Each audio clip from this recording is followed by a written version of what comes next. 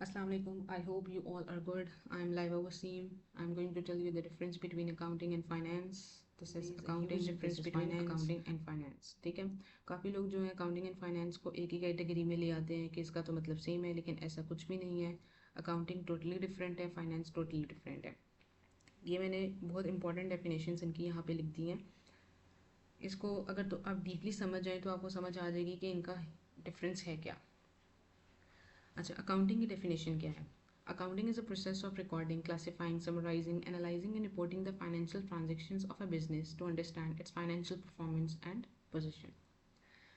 तो मैं आपको इजी वर्ड्स में अगर बताऊं तो अकाउंटिंग ऐसा प्रोसेस है जिसमें बिजनेस के तमाम फाइनेंशियल ट्रांजेक्शंस जैसे सेल्स, एक्सपेंसेस, इनकम को रिकॉर्ड, ऑर्गेनाइज, समराइज और एनालाइज किया जाता है ताकि बिजनेस की जितनी भी फाइनेंशियल परफॉर्मेंस और पोजीशन का पता करना हमारे लिए आसान हो जाए. अब पोजीशन क्या होती है और परफॉर्मेंस क्या होती है वो हमें उसकी प्रॉफिट या लॉस से पता चलता है. या हम आप नीचे अगर इसी पीडीएफ में देखें, यहाँ पे ये profit is equal to sales minus expense, एक फार्मूला है कि सेल्स में से एक्सपेंस को माइनस करते हैं तो हमें प्रॉफिट का ऑटोमेटिकली पता चल जाता है. इसलिए अकाउंटिंग हमें बताता है कि बिजनेस में कितना पैसा आया, कहाँ खर्च हुआ और प्रॉफिट या लॉस कितना हुआ है. अब ये जो मैंने हाईलाइट किया, रिकॉर्डिंग, क्लासिफाइंग, समराइजिंग. रिकॉर्ड का मतलब होता है एंट्री करना, यानी कुछ लिखना. बिजनेस में जो भी ट्रांजेक्शन होती है उसको लिखना होता है. एक जैसे बेकरी की एग्जांपल ले लें, बेकरी है, उसमें सेल्स हुई हमारी केक की 10,000, तो हम लिख देंगे, सेल्स रिकॉर्ड करेंगे, सेल्स इज इक्वल्स टू 10,000.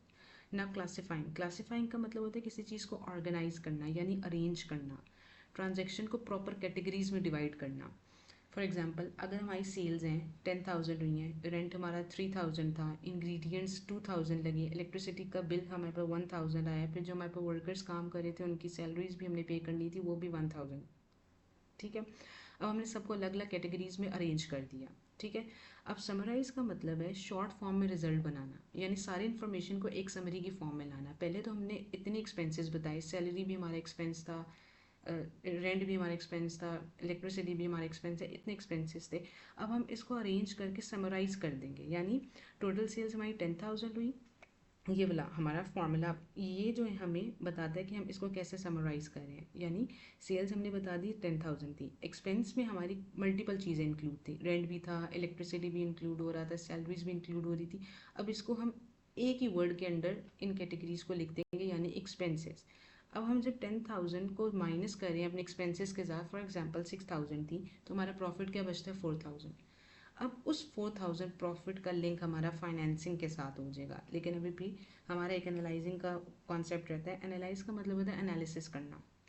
क्या एनालिसिस करना? यानी इंफॉर्मेशन को देखकर डिसीजन लेना.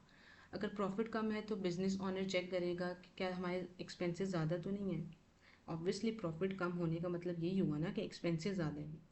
हो सकता है कि हम अपनी रेंट बहुत ज़्यादा पे कर रहे हो सकता है हमारा इलेक्ट्रिसिटी का बिल बहुत ज़्यादा आ रहा हो सकता है हम अपने वर्कर्स को ज़्यादा पे कर रहे हैं, सैलरीज हमारी उससे ज़्यादा हो, जितनी हमारी हमारी सेल्स कम हो रही हैं और हम पेमेंट ज़्यादा कर रहे हैं, एक्सपेंसेस हमारे ज़्यादा जा रहे हैं, इसलिए हमारा प्रॉफिट कम जा रहा है. इसलिए बिजनेस ऑनर इस चीज़ को एनालाइज करेगा. ठीक है. सेल्स कैसे इंक्रीज़ करनी है, फिर हमारा ऑनर चेक करेगा ये जो सेल्स है इनको हम कैसे इंक्रीज़ कर सकते हैं, मार्केटिंग टेक्निक्स यूज़ कर सकते हैं, हम एडवर्टाइजमेंट्स कर सकते हैं, किस तरह से हमारी सेल्स इंक्रीज़ हो सकती हैं, किस चीज़ पर ज़्यादा खर्चा हो रहा है ये भी चेक कर सकते हैं हम, किस चीज़ पर हमारा ज़्यादा खर्चा हो रहा है. ओके. फिर हमारा अकाउंटिंग का कॉन्सेप्ट क्लियर हो गया. थोड़ी देर हम आगे जाएंगे तो इंशाल्लाह हम जब कोई बुक्स एक्सेल वगैरह यूज़ करेंगे तो हमें और आइडिया होगा कि इन चीज़ों का क्या हम प्रॉपर मतलब हो सकता है. फिर फाइनेंस की जो हमारे पास मेजर डेफिनेशन है उसका मतलब है, उसकी मैंने लिखी हुई है ये. Finance is the management of money including planning, investing, borrowing, saving, and making decisions to achieve the financial goals of an individual or organization. अब फाइनेंस का क्या मतलब है? फाइनेंस पैसे के मैनेजमेंट का नाम है, यानी जिसमें प्लानिंग होती है, इन्वेस्टमेंट, सेविंग, बोरोइंग और फाइनेंशियल डिसीजंस इसके लिए किया जाता है ताकि हमारे फ्यूचर गोल्स अचीव हो सके. अब मैंने जैसे आपको बताया था हमारा प्रॉफिट सेल्स मैंने एक्सपेंस था तो 4,000 बच रहा था. अब उस 4,000 का क्या करना है वो फाइनेंस हमारा डिसाइड करेगा, डिपार्टमेंट डिसाइड करेगा कि हमें कहाँ पे इन्वेस्टमेंट करनी है, हमें उस 4,000 की प्लानिंग क्या करनी है, सबसे पहले, फिर हमने इन्वेस्टमेंट क्या करनी है, फिर हम चेक करेंगे क्या पैसे कम है, अगर तो कम है तो हम बोरविंग करेंगे, कहीं से लोन पकड़ लेंगे, अगर तो हमारा फिर भी सब कुछ इन्वेस्ट करने के बावजूद हमारा कोई 5000 कुछ भी बच रहा है, 500 बच गया, तो हम उसकी सेविंग करेंगे, ठीक है।